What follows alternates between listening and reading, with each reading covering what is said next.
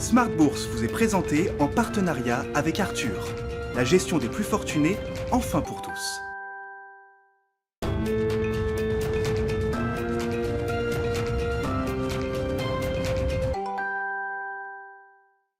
Bienvenue dans Smart Bourse, votre double dose quotidienne de marché en direct sur Bismart. Chaque jour à la mi-journée, 12h30, 13h. Et le soir, la grande édition pendant une heure à partir de 18h30. Au sommaire de cette édition de la mi-journée, lendemain de communication de la Réserve fédérale américaine avec des réactions de marché qu'on va analyser, commenter avec deux spécialistes qui seront avec nous pour cette demi-heure. La Fed qui se sent nettement plus en confiance que lors des précédentes réunions. Jérôme Powell le confirme, il est très confiant sur l'accélération de la dynamique de l'emploi au cours des prochains mois, au cours de la période estivale.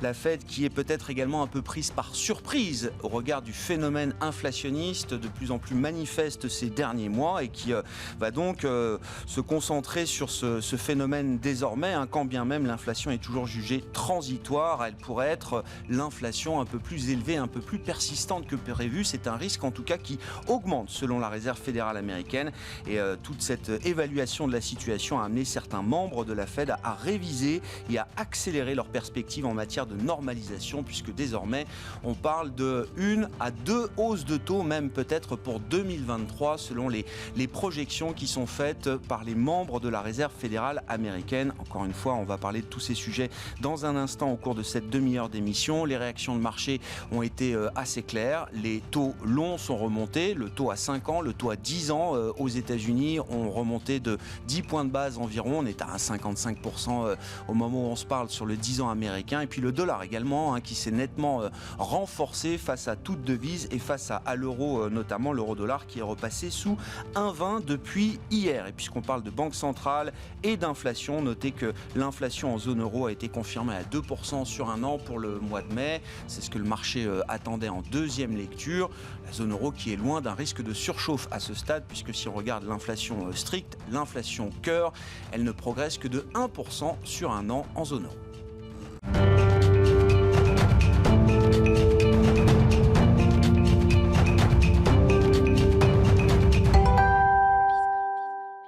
Des réactions de marché donc sur l'obligataire, sur les devises, avec des taux qui remontent. Le mouvement se poursuit en zone euro et les secteurs qui sont les plus sensibles à la remontée des taux en profitent, notamment le secteur bancaire. Résumé complet de cette séance à mi-parcours en Europe avec Alix Nguyen depuis la salle de marché de Bourse Direct.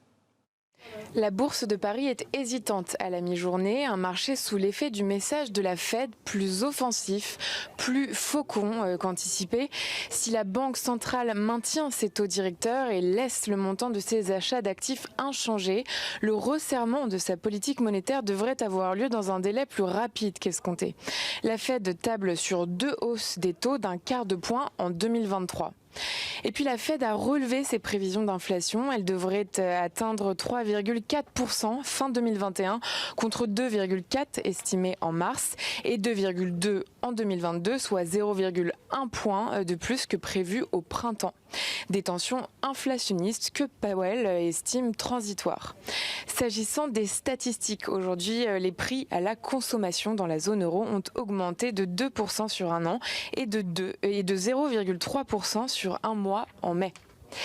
Du côté des valeurs à présent, le groupe biotechnologique allemand CureVac a annoncé que lors de la dernière phase d'essai clinique, son candidat vaccin contre le Covid-19 était apparu efficace à 47%. Cela ne répond pas aux attentes du groupe et sème le doute quant à la potentielle livraison à l'Union européenne de centaines de millions de doses. La Banque nationale suisse s'est exprimée quant à l'affaire Archegos. D'après l'institution, les pertes liées à l'exposition au fonds d'investissement américain Archegos ont démontré la nécessité d'imposer à Crédit Suisse et UBS des exigences de fonds propres dans le cadre du dispositif Too Big to Fail afin de garantir une résilience adéquate. Le groupe ADP fait état d'une augmentation pour le mois de mai de 5,7 millions du nombre de passagers dans les aéroports qu'il exploite. Il a néanmoins été précisé que le trafic n'avait représenté que 21,2% de son niveau de mai 2019. Vinci remporte un contrat de maintenance de 59 sites du ministère de la Défense britannique d'un montant de 491 millions d'euros sur 7 ans. Et puis HSBC serait sur le point d'annoncer la vente de ses activités de banque de détail en France à la société d'investissement américaine Cerberus. Enfin, le groupe allemand Südzucker, premier producteur européen de sucre, publie un bénéfice d'exploitation trimestriel en baisse. Il table néanmoins sur une hausse de ses profits sur l'ensemble de l'exercice. Alix Nguyen qui nous accompagne en fil rouge tout au long de la journée sur Bismart depuis la salle de marché de Bourse Direct.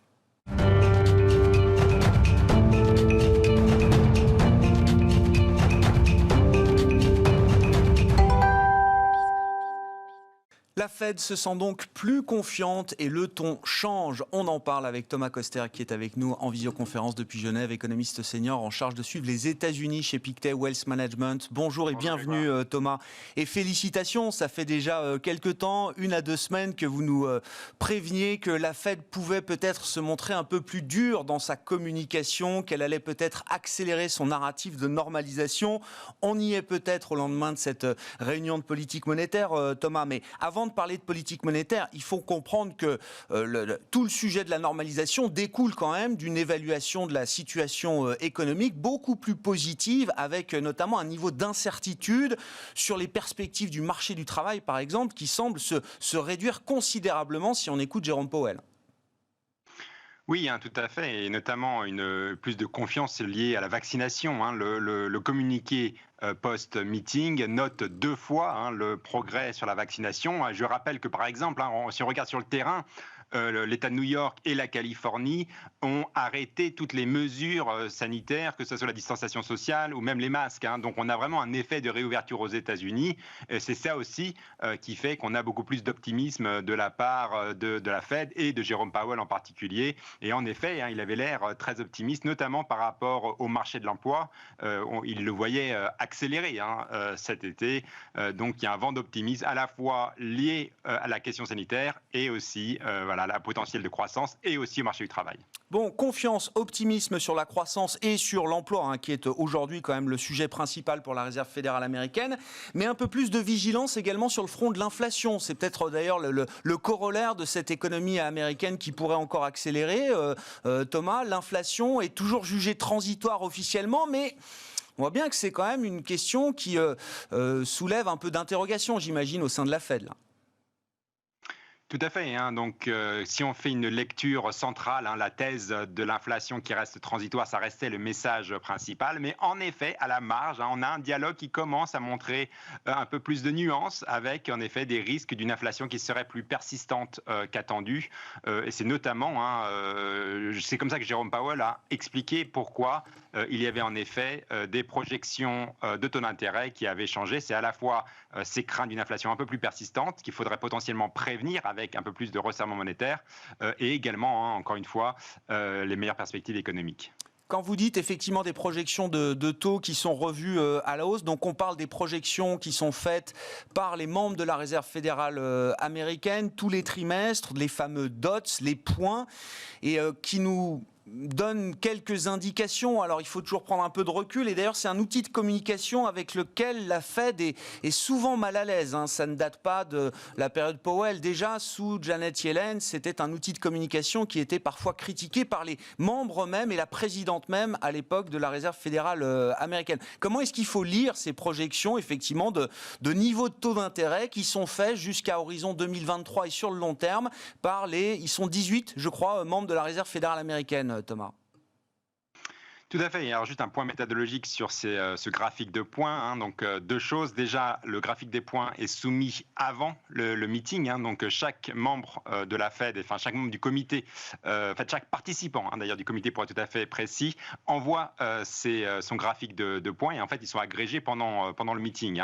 D'où d'ailleurs ces graphiques de points viennent en amont de la discussion qui a lieu pendant le meeting. Donc en fait il y a beaucoup moins d'influence de Jérôme Powell lui-même sur ce graphique de points, et Jérôme Powell a insisté pour ne pas prendre au pied de la lettre ce graphique de points. Mais bon, quand même, ça dit le sentiment sous-jacent de la Fed qui est quand même un centre de gravité qui se rapproche vers, en l'occurrence, on a 2 hausses de taux prévues en 2023, alors qu'il n'y avait aucune hausse de taux prévue lors du dernier graphique de points qui était sorti au mois de mars dernier. Ce qui fait qu'on est dans une situation où le marché, parce que le marché accorde toujours beaucoup d'importance, on va dire, à ces dots, à ce graphique de points, Thomas. On est dans une situation où le marché est déjà en train d'anticiper justement donc ces hausses de taux directeurs de la Réserve fédérale américaine sur l'année 2023. Alors que sur la partie quantitative de la politique monétaire, Jérôme Powell nous dit on vient juste de commencer à réfléchir à parler d'une réduction du quantitative easing, donc le fameux tapering. On est un peu dans la métapolitique monétaire là, mais est-ce que ça crée une situation un peu compliquée désormais ? Oui, et j'insisterai aussi sur dire qu'il y a quand même un fantôme qui plane sur tout le monde, c'est le fameux taper tantrums de 2013, hein, quand il y avait eu comme ça ce repricing soudain de la Fed, quand Bernanke avait dit qu'il pourrait baisser les achats d'actifs. Donc ça c'était en 2013 et ça avait quand même laissé des marques dans le marché obligataire. Et en effet, à l'heure actuelle, et comme je vous l'avais dit, en effet, à plusieurs reprises, on avait quand même une certaine léthargie du marché obligataire ces derniers temps, en particulier du marché obligataire américain, mais pas seulement. Et là, la vraie question, c'est est-ce que le réveil ne va pas être un peu soudain ? Est-ce qu'il ne faut pas un peu plus repricer la Fed dans les années futures ? En effet, en plus, si on a de l'inflation qui est un peu plus persistante qu'attendue. Oui, c'est-à-dire que déjà le mouvement de 10 points de base qu'on a vu sur les taux américains, vous dites c'est peut-être que le début d'une nouvelle étape dans le repricing des marchés obligataires sur le long terme. En tout cas, on voit quand même que ce qui est clair, c'est que concernant la nouvelle stratégie, la fameuse nouvelle stratégie qui était donc très dovish du ciblage d'inflation en moyenne, en fait, on se rend compte que la tolérance à l'inflation n'est pas infinie, voire même elle est assez réduite finalement, puisque la Fed nous dit finalement qu'elle s'apprête à potentiellement monter les taux en 2023 après 2 années où l'inflation est soit au-dessus de 2%, soit légèrement au-dessus, parce que je rappelle, les prévisions d'inflation, en tout cas pour l'inflation sous-jacente, c'est 2,1% encore l'année prochaine. Donc on dépasse un peu 2,1%. Donc on voit que cette stratégie de ciblage d'inflation prend finalement une moyenne sur une certaine courte durée. Donc il y a quand même une certaine sensibilité par rapport à l'inflation, alors qu'en effet, on avait plutôt un marché obligataire qui avait compris de cette nouvelle stratégie que finalement, on resterait à zéro ad vitam aeternam et que quelque part, la Fed ne considérait même plus du tout l'inflation, que l'inflation était partie de la fonction de réaction de la Fed. Or là, encore une fois, on se réveille et on se rend compte qu'en fait, la Fed continue d'être quand même sensible par rapport à l'inflation. Et Jérôme Powell a continué d'insister en disant qu'en temps normal, le mandat de l'emploi et le mandat d'inflation vont dans le même sens, mais s'ils allaient dans des sens différents, la Fed continuerait quand même à resserrer étant donné le risque inflationniste. Donc ça, c'est aussi des propos qui sont intéressants et en effet qui sous-tendent un peu plus de hawkishness, de côté faucon que précédemment attendu. Maintenant, je pense que la toile de fond, on a quand même une Fed qui est dovish, qui ne va pas chercher à casser le cycle économique. Mais voilà, on était dans une phase où on attendait vraiment trop de la Fed et Jérôme Powell est en train de ramener un peu plus le curseur vers quelque chose d'un peu plus réaliste. Bon, et que va-t-il se passer désormais, et notamment, encore une fois, sur la partie des achats d'actifs, on verra pour les hausses de taux en 2023 où on en est, mais sur l'enjeu immédiat qui est d'aller un peu plus loin dans l'annonce de la réduction du programme d'achat, puisque là, il s'agit simplement d'y réfléchir. Ça y est, c'est fait au cours de la dernière réunion. Maintenant, il va falloir passer à l'acte. Bon, est-ce que le calendrier est celui que tout le monde a en tête, une annonce encore un peu plus explicite à Jackson Hole, et puis la mise en place de la réduction du programme d'achat d'actifs fin d'année ou début d'année prochaine? Est-ce que c'est ça qu'il faut avoir en tête, Thomas ? Oui, je pense que ce calendrier vaut toujours. Encore une fois, la vraie surprise, c'était vraiment cette hausse de taux soudaine qui est apparue, enfin 2 hausses de taux en 2023. Mais en effet, sur tout ce qui est le QE, le programme de QE, il n'y avait finalement pas grande surprise. Jérôme Powell insistait que la discussion sur la réduction des achats d'actifs continuerait au prochain meeting au pluriel. Donc voilà, on se rend compte que la Fed n'est pas non plus dans le rush d'accélérer les réductions. Mais néanmoins, on sent quand même en sous-main une question sur la plomberie, puisque je rappelle qu'il y a un déluge de liquidités dans le marché monétaire américain et ça pose quand même problème à la Fed, on le sent en sous-main, même si ce n'est pas la cause officielle de la réduction des achats d'actifs, mais on a quand même des problèmes de plomberie, puisque concrètement il y a trop de liquidités dans le système. C'est d'ailleurs pour ça que la Fed a dû ajuster d'un point de vue technique le taux d'intérêt sur les réserves excédentaires des banques de 0,10 à 0,15%. Mais on voit qu'il y a des questions de plomberie qui font aussi que il y a trop de liquidités dans le système et on peut plus se permettre d'ajouter 120 milliards de dollars chaque mois comme ça ad vitam aeternam. Il y a les questions de plomberie sont finalement pas aussi, restent secondaires, mais finalement secondaires mais importantes. Voilà. Oui, ça vient enrichir encore un peu plus l'équation de la Réserve fédérale américaine, une équation donc complexe entre les fondamentaux, les questions de marché, les questions de plomberie, et puis cette nouvelle stratégie de la Réserve fédérale américaine qui est éprouvée en temps réel, on va dire, au cours de cette année 2021. Merci beaucoup Thomas, merci pour vos commentaires et vos remarques post-meeting de la Fed. Thomas Koster qui est avec nous en visioconférence depuis Genève, économiste senior US chez Pictet Wealth Management.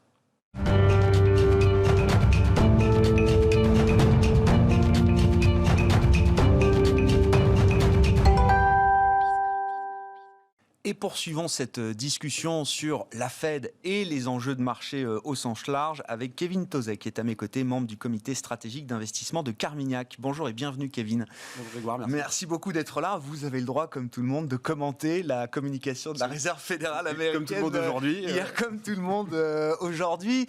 C'est vrai que Est-ce que vous êtes d'accord avec l'idée que c'est une surprise un peu hawkish là pour le marché Alors oui, c'en est une pour le marché. Quand on voit la réaction qui se met en place en face, dans le sens où il y avait 6 hausses de taux de pricing dans les cours sur ce cycle-là.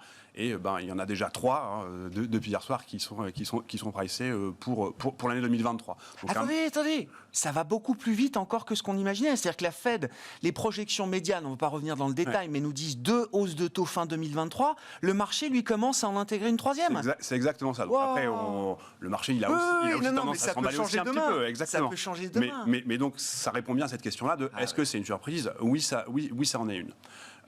Sur les raisons qui sous-tendent cette surprise-là, ou en tout cas cette réaction un peu plus dure, ils sont liés, comme le disait justement Thomas, à des bonnes nouvelles aussi, c'est-à-dire une meilleure conjoncture, une meilleure perspective économique, et aussi une économie pas qui se surchauffe encore, mais qui se réchauffe, avec une inflation au-dessus des 2% pour 2022, comme le disait Thomas, mais aussi pour 2023, si j'en crois les projections des membres de la Réserve fédérale. Ouais.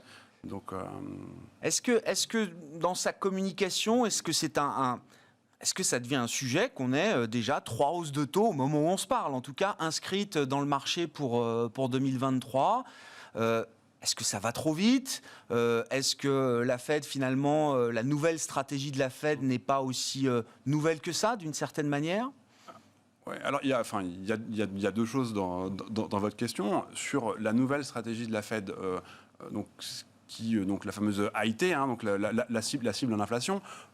En moyenne, en moyenne. Donc le mandat un peu plus caché, l'idée un peu plus cachée, c'était de venir réancrer les anticipations d'inflation sur les niveaux qui prévalaient entre 2011 et 2014, avant le choc sur les matières premières. Aujourd'hui, si on regarde stricto sensu où en sont les anticipations d'inflation à moyen long terme, elles sont plutôt sur le bas de cette fourchette-là. Donc pour la Fed, elle considérer, alors je ne suis pas dans la tête de Jérôme Powell, mais elle peut considérer que ce mandat-là, cette mission-là, elle a été remplie. Sur est-ce que ça va trop vite, pour l'instant, alors c'est encore un peu tôt, mais quand on regarde la réaction de marché, oui, les taux sont remontés, ils sont remontés de façon assez significative, une dizaine de points de base, ça n'arrive pas tous les jours non plus.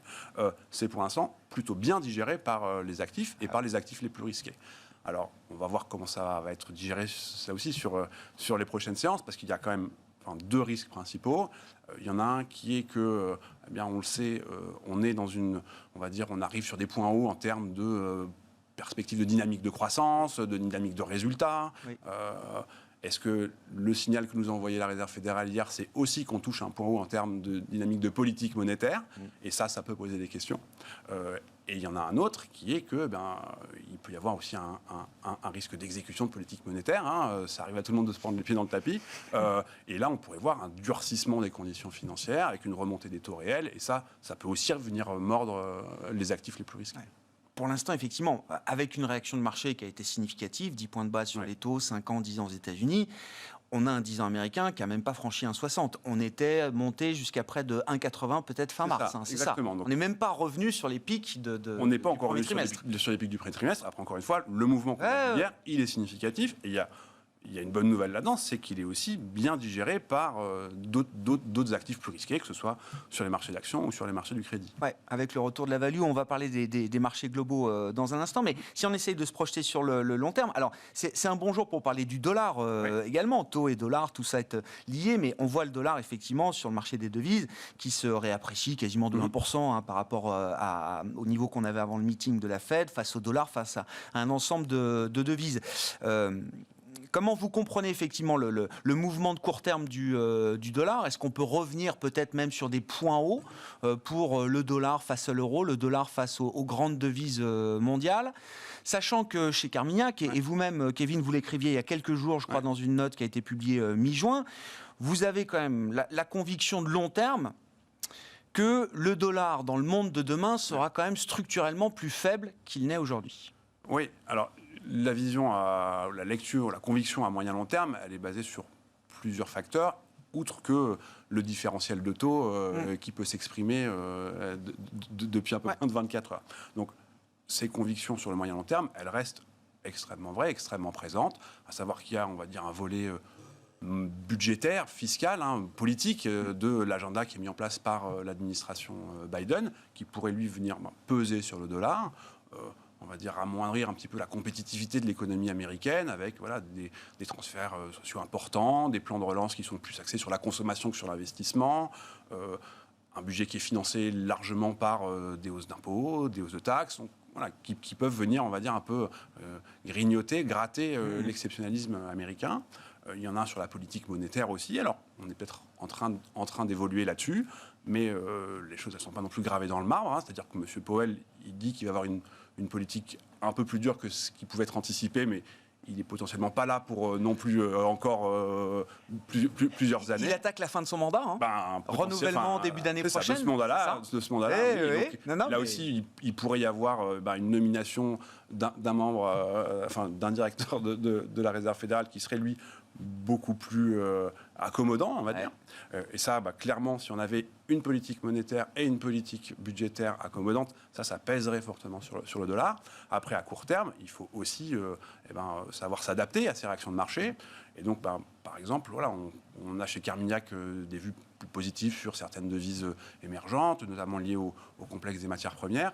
C'est des positions qu'on mettait en place en vendant du dollar. Avec ce qui s'est passé hier, peut-être qu'il vaut mieux, on va dire, sur les mois à venir vendre un peu d'euros en face de ça plutôt que de vendre du dollar. Je comprends. Il y a la gestion du court terme et la perspective de moyen-long terme. Mais si on a cette idée de moyen-long terme que le dollar sera peut-être un peu moins attractif, est-ce que ça veut dire, effectivement, sur les marchés de devises, ça fonctionne toujours par paire, est-ce que ça veut dire qu'il y a des zones qui vont structurellement regagner en intérêt aussi là, sur le moyen-long terme pour les investisseurs? Alors, il y en a deux. Alors, une peut-être parce que je suis un peu chauvin.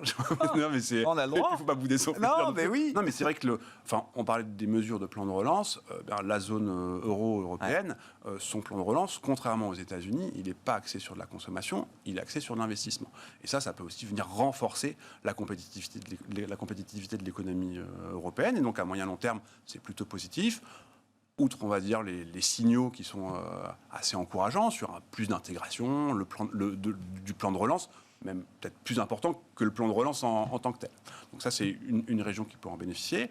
L'autre, c'est la Chine, clairement, parce que là aussi, il y a beaucoup d'investissements qui sont faits, notamment sur toute la partie digitale, cette quatrième, on va dire, révolution industrielle. Et ça aussi, ça veut dire des perspectives de croissance sur le moyen terme qui sont beaucoup plus attractives et qui pourraient, là aussi, aider et des sous-blocs-là, et notamment le yuan chinois. Oui, enfin d'ailleurs le yuan n'a pas attendu pour en profiter, il a pris 10% et plus sur un an, je crois. Ouais, et puis même sur le mouvement d'hier, alors il prend le choc aussi, mais de façon beaucoup moins forte que d'autres devises ou qu'un indice dollar. Oui, bien sûr, à la remontée, la réappréciation du dollar. Sur les marchés d'actifs risqués, un peu au sens large du terme, c'est vrai que les actions encaissent plutôt bien. Et puis, on le voit bien, on a toujours ce mouvement de va-et-vient. Alors, ça a été très value, effectivement, le rattrapage des valeurs décotées. Bon, c'est l'énergie, les ressources de base, les banques, effectivement. Tout ça a guidé la hausse des indices pendant plusieurs mois.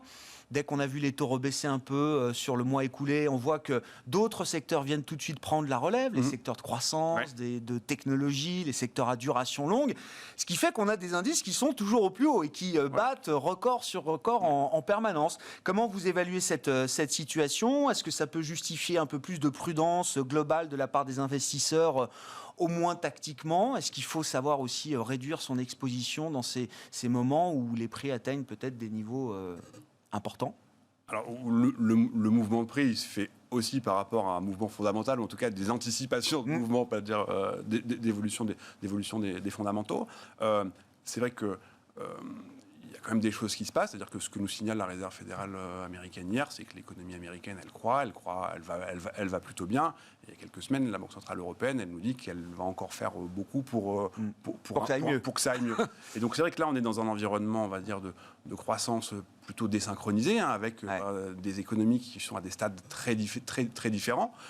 La Chine, qui est même plutôt en train de caper un petit peu son rythme de croissance. Les États-Unis qui peuvent arriver sur un plateau, ou au contraire, qui peuvent croître très très fortement et donc plus rentrer dans une dynamique de surchauffe, et une zone euro qui elle est un peu plus en retard. Donc ça crée des opportunités, mais ça crée aussi des risques potentiellement. Donc ça, c'est des choses à avoir à l'esprit. Et on est aussi dans un environnement où les choses sont quand même assez radicalement différentes, que ce soit dans le cadre de l'environnement réglementaire, et c'est vrai aux États-Unis, c'est vrai en Europe, c'est vrai en Chine aussi, dans le cadre de la politique monétaire, on en a parlé quand même assez aujourd'hui, et puis dans le cadre de la politique budgétaire aussi. Donc ça doit amener quand même les investisseurs à se poser un petit peu des questions sur comment est-ce que tout ça peut être digéré. Et c'est quoi le cap qu'on se fixe alors justement dans cette désynchronisation, ces sujets réglementaires également? On parle des grandes valeurs technologiques, c'est ça l'idée. Par exemple, des grands conglomérats chinois. C'est quoi le cap là qu'on se fixe justement entre alors la gestion du court terme et puis les convictions de moyen long terme? On a des convictions à moyen long terme et des convictions qui peuvent être renforcées ou qui ont pu être renforcées par la crise qu'on vient de traverser, par exemple. Sur le secteur technologique, on va dire au sens large, il y a d'autres choses que les GAFA. Et là, il y a bien des vraies tendances qui peuvent être là pour longtemps ou plus longtemps, que ce soit travailler chez soi, se faire livrer des repas à domicile, la digitalisation, les réunions à distance, c'est des choses qui peuvent rester pour un moment, parce qu'on le sait, on le voit dans les études qu'on peut mener, ces habitudes-là, au bout de 6-9 mois, eh bien, elles commencent à devenir assez prévalentes. Donc ça, c'est des thématiques qu'on continue, sur lesquelles on continue de voir beaucoup de valeur. Les sociétés de croissance chinoises également. Après, on sait que ces investissements-là, ils sont très sensibles, par exemple, à des mouvements de taux d'intérêt. C'est la même chose sur les infrastructures vertes, par exemple. Et donc, on construit des portefeuilles où on investit sur ces sociétés de qualité, sur ces pays qu'on estime qui vont très bien s'en sortir sur le moyen long terme. Et à plus court terme, eh bien, on va gérer ces risques de remontée de taux, d'évolution de change, de valorisation sur les marchés d'actions.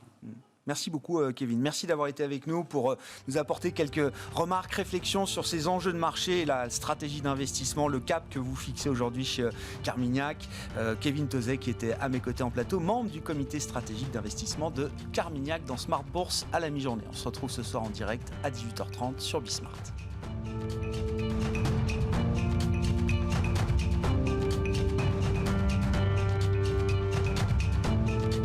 Smart Bourse vous a été présenté en partenariat avec Arthur, la gestion des plus fortunés, enfin pour tous.